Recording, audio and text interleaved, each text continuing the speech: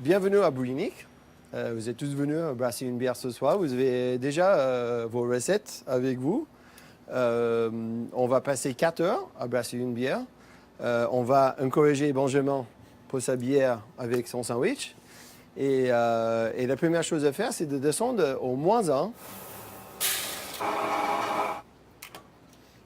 Et pour la quantité, c'est bon, on sait, avec les graduations, combien de litres on a. Et là, quand on a le bon volume, on a besoin de bonne température.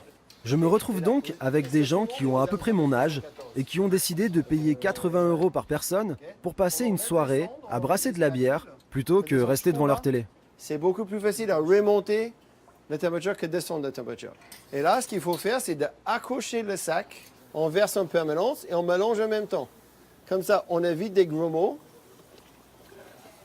Parce que si on a des gros mots, ça veut dire qu'il y a de malt sec à l'intérieur et on ne va pas transformer cette malt en sucre. Et pendant qu'on mélange, une fois que tout le malt est dedans, on va plonger le sang à nouveau dans votre gamelle. D'où c'est venu cette idée de brasser de la bière à la base? Vous la buvez beaucoup et vous vous êtes dit qu'il fallait la faire? Enfin, c'est vrai qu'on aime beaucoup la bière et on aime bien boire quelque chose qu'on aime faire parce qu'on sait ce qu'il y a dedans.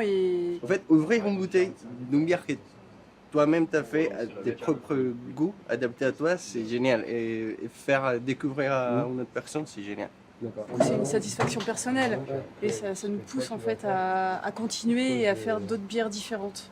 On a rangé les couvercles, on va juste tirer sur la ficelle pour fermer notre sac. Okay? On n'a pas envie que le malt sorte du sac. Donc vous, c'est la première fois comme moi que vous brassez de la bière? Non, c'est pas la première fois, non. On a commencé un peu à la maison en fait. Donc, vous êtes vraiment à... On a à peu près le même kit, si tu veux, Ouais. Que là. Le même matériel? Le même À peu matériel, près le même, ouais. et ça fait 3-4 mois qu'on essaie On a de brassé 2-3 brasser. fois ouais, déjà. Et alors, le résultat? Pas extraordinaire, c'est pour ça qu'on est là d'ailleurs.